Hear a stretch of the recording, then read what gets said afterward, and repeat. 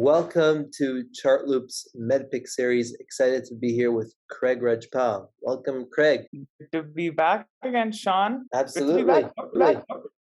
Absolutely. Excited to move along with you through the MEDDPICC journey here. I'm excited to continue as well. I think we've covered many of the critical components so far, right? From the identification of pain to understanding, decision criteria, processes, building champions, going after them. I think the rest of the points we're going to be covering today are pretty important as well because once you have what I would say the silhouette of a deal, right? It's not there just yet, but you can start to see it come alive. Things like paper process, identifying the economic buyer, the guy who's going to sign your checks, right? All of those become incredibly important.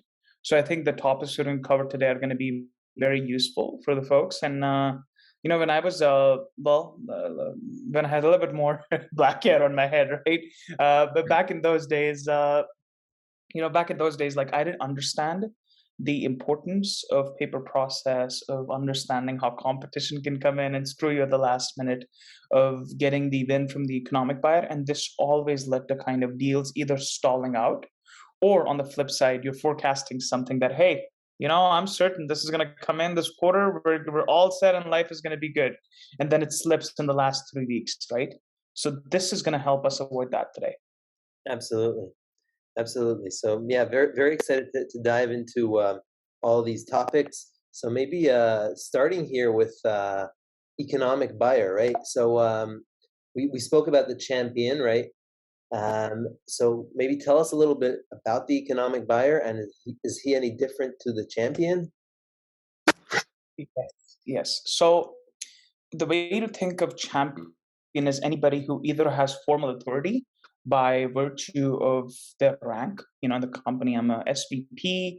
I have full control over the decisions around applications within a company, right? I can veto something. Yeah. So either the person has authority or influence. If they have both, even better, but they must have one or the other, right? The way to think of an economic buyer is even if your champion has both authority and influence, they still might not be the budget owner for above a specific dollar amount, right? So say you work with a VP level at a Fortune 500 company, right?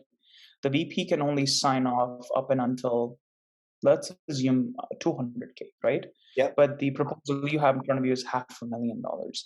So the VP is not going to be the economic buyer for this. In many cases, like it happens, you might never get to meet the economic buyer and the deal still might go through. But believe me, that's a significant point of risk. So the way I would approach it is, when you have that champion motion set in place, when you have somebody who trusts you, you're transparent with them and they're transparent with you, hopefully, right? That's when you're really asking, what is getting an approval for this looks like? Is this something that you can pull out of your discretionary budget? Yeah. Is this something that's going to come out from CapEx in year one, but become operational expense in year two? And see whose final authority does it take to get a sign off on this? Now, final authority is a very unique word. Let me give you an example. You're trying to sell something $1,000, more than likely a manager can sign off on it, right? You're trying to get something $40,000, a senior manager might be able to sign off on this. Under 100K, a director is good. 150, senior director might be able to do it. VP, SVP, you see where this is going. Sure. So even if, let's go back to our Salesforce analogy again for a second, right? Even if the CIO makes the final decision that, hey, we are choosing Salesforce as our CRM platform, but because the deal size is worth 20, maybe $15 million, you might have to go all the way up to the CFO. Then the CFO becomes, or the COO becomes the economic buyer. It's basically at the end of the year when they sit down and they tabulate the budgets, who owns the line item? That person, the line item owner, is the economic buyer. Right. So does this, it seems like it shifts, right? So at the beginning, it might be one person, and then if it's a larger budget, you need to escalate it. So is this something going into the initial discussion, you can aim like, okay, this is the economic buyer that we want to get to, or does this kind of dawn upon you later on as we go through discussions and building a relationship? Um, so fortunately, by virtue of LinkedIn, you should be able to figure out who the economic buyer is by going through the hierarchy of Sure. things, right? Um, but oftentimes, especially in a really, really large company and strategic deals, guys, I've seen senior directors sign off on a $500,000 check, right? In other companies, I've seen senior directors struggle with a 50K check, right? So it really, really depends. Mhm. This is a process you figure out by holding hands with your champion or Right, coach. right, absolutely. Okay, so this leads me to into the next topic um, of MEDDPICC competition, right? How does that work? Is this something that you, as a seller, are the one to raise, or does this come from the customer side? So there's two kinds of customers. Well, there's more than two, but we'll just consider two for today, right? So there's those who'll be extremely transparent with you, right? Telling you, look, we're looking at you guys, your competitor A, competitor B, competitor C, right? And Mhm. they'll give you a list of things we care about, and then they'll make the decision, right? The customer will make the decision. There'll be a second kind, which is like, nope, if you don't want to share who we're looking at, here's what we care about A, B, and C. If you want to share with us, how do you compare with X? How do you compare with Y? And how do you compare with Z? Tell us. Does that make sense? Yep. So I personally believe in 99% of the sales that I've won, like cycles that actually end in a victory, you always, always, always know who you're competing with. Like, because if your champion isn't disclosing that in you, you don't really have a champion. Right. You have a contact, right? Like, champions are there people who have a vested interest, who get your unique differentiation, who find you to be the right solution. Because don't get me wrong, if you have a champion, more than likely your competition has a champion too. Just might be a different person in the same organization. For sure. So So you how do you? always need to know who you're fighting up against. Yeah, yeah. So how do you come prepared to these conversations? Do you? I mean, obviously, as a seller, you know exactly who you're playing against. Do you need to bring in specific collateral, build some like ad hoc analysis for this deal? How do you do it? So one thing I would recommend everybody is there's this book. It's called Eat Their Lunch by Anthony Lenario. Go check it out. That's where a lot of my lessons come from. And I play, the company I work with right now, it's in a very competitive field. Everything from your biggest companies to like, there's literally a million competitors all throughout. It's a very, very competitive field, right? Um, Once you've been doing selling a product for a little bit of time, right? I believe in these three specific things, right? For any specific deal. Number one is the narrative, right? What is the story that the customer is telling you, the story you're telling them? Number B is the numbers, right? Which is, okay, what's the economics? What's the financial? What's the impact? How do you quantify the outcome? And number three is the nonsense, Love it. which is all the BS that you go through. So if you have the right narrative, if you follow that up with the right numbers, then the rest is nonsense. That's literally how, even in really strategic large deals, right? Even if you think of, well, they don't like to talk about it, like a balance of trade deal, right? Between like, say a Salesforce and Google or something like that. They buy your products, we buy theirs, right? There's still always the narrative. There's still always the numbers. There's still always the nonsense, right? So if you have the narrative figured down, so one thing you learn is in specific terms of the competition, right? Um, each of your competitors, they all like to position in their very unique way, right? Say, for example, if I am Microsoft Dynamics, right? The Dynamics is Sales Cloud offering, right? Yeah, And I'm Salesforce CRM selling person, right? yeah. Each of those positioned very differently. One hits to where the exec level cares about best reporting, best dashboards, easy to build dashboards, less code involved, right? The other one might be hitting at your sales reps have the best experience. By virtue of that, you get the best data into the system. People actually want to work out of it, right? So what would happen is if the customer isn't telling you this and you're going through a formalized evaluation process, you'll see a lot more of these questions pop up. It suspiciously look like because you probably can't do it, were put in place by your competition.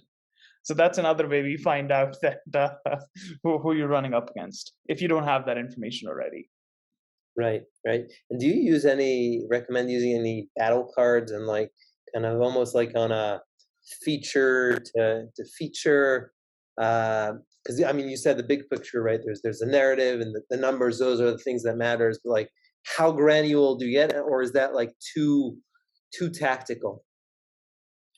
No, it depends upon who you're selling to.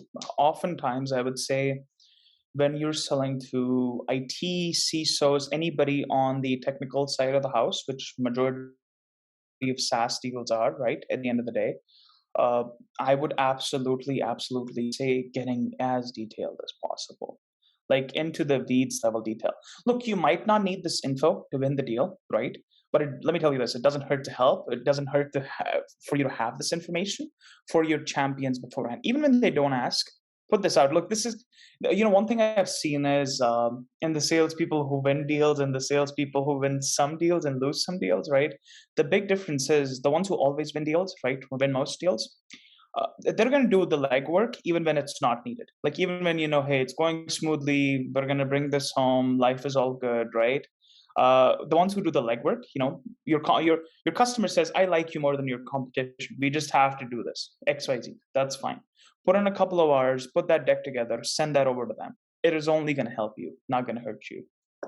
The best part is of content, you can always reuse it, right? So that's it. Absolutely. So you know what it's like that there's always some competition that whether it's the type of customer that I'm going after. Let's say a bigger customer, they're looking for all the bells and whistles and the security and the SOC 2, 3, and 4, or like a specific industry. So there's like a niche player whose solution is more tailored to that. So you know that if I'm going against that competitor, we're going to lose. So like, what do you do in those scenarios to really shore up your strengths? That's a good question. So say if you're so think of deals in a couple of different ways, right?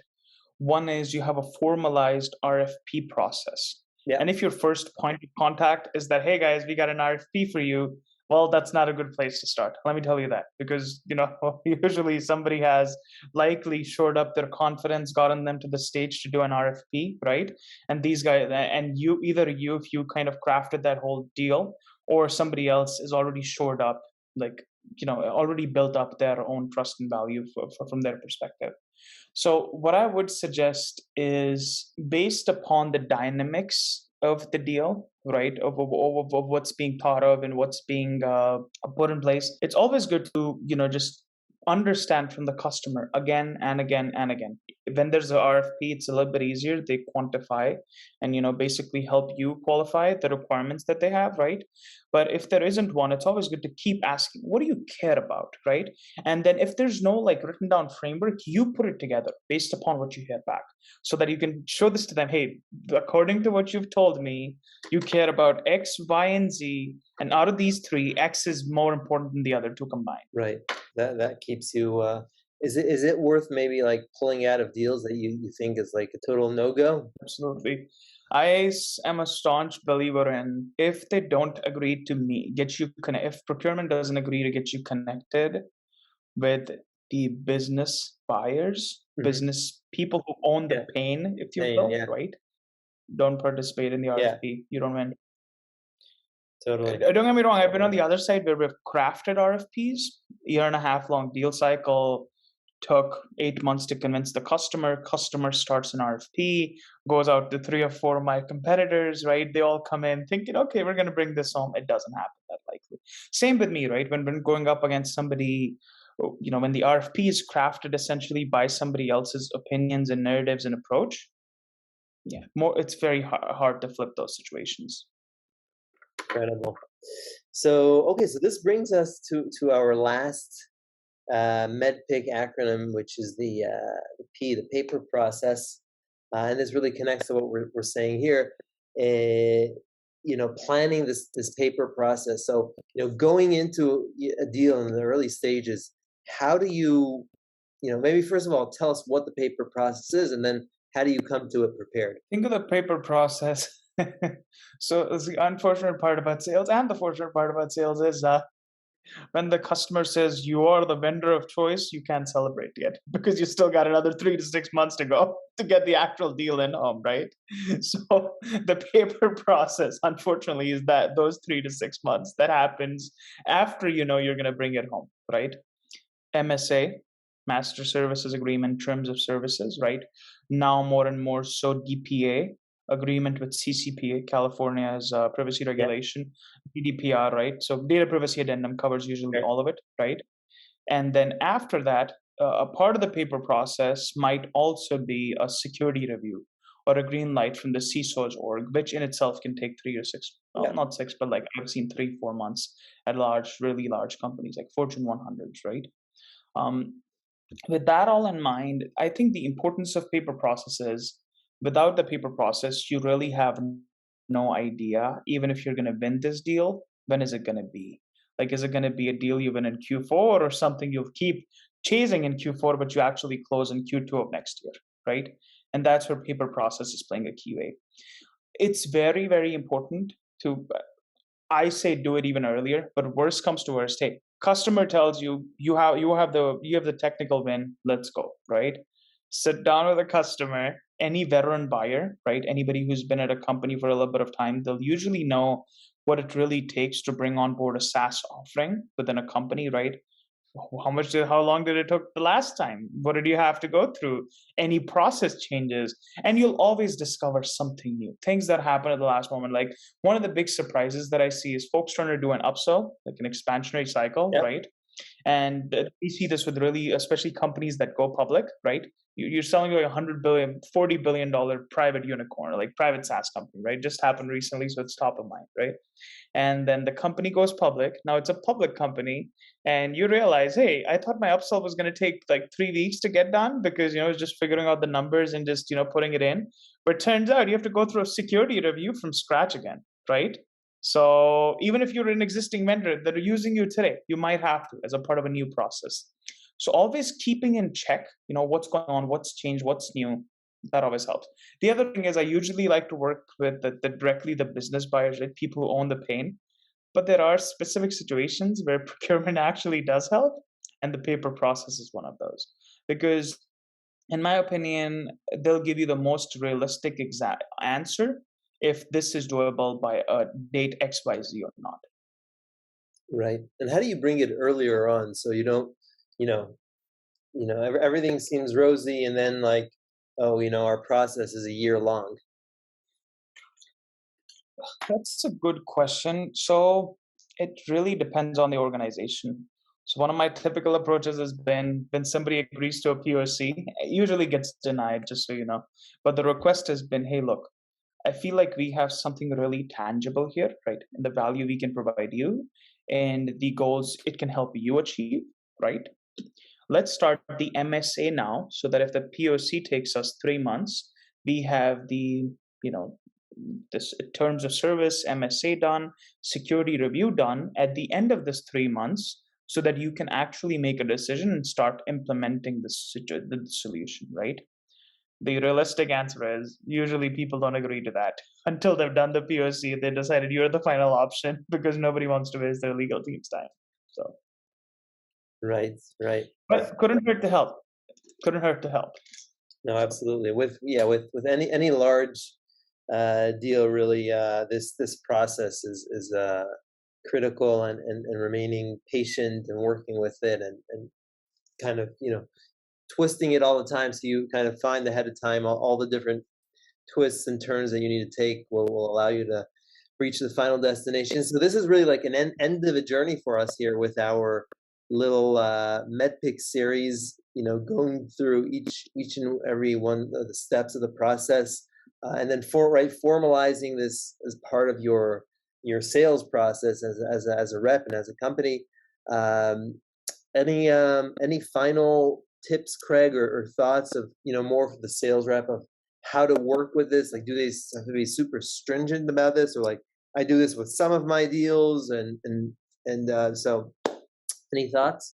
Deal sizes definitely matter. You know, somebody, especially I see this with a lot with the strategic or enterprise reps, right? Where they're selling a whole gamut, right? They're selling $1.5 million upsell, or they're selling like a 50K land, right? So the sales cycle, that the process might be fundamentally different. I think of all the discussions we've had over the last 6 weeks or so, or last 2 months or so, different things we've gone through. I think always remember three things in any sales cycle. The three ends of selling, if you will, right? The narrative. What is the story of how you're going to make your champion, not the company, specific person you're selling to, or the group of people you're selling to, look like freaking rock stars, right? The narrative. What is the story about your company and how it's going to make those people that you're selling to super successful? The numbers. What is the impact? How much is it going to cost? Do they have the budget? And then the nonsense, the shit that doesn't matter. Pardon my language, but you got to get rid of it. That's it. Narrative, numbers, and Absolutely. nonsense, folks. There you Click and have it. have. Well, Craig, this has been phenomenal. We really have now a practical toolkit to go and demystify, make the deals more predictable. So please feel free to comment with any thoughts or questions here. And thank you, Craig. This was a phenomenal series. Thank you, Sean. Thank you, everybody, for tuning in. Bye, guys. Have a good one.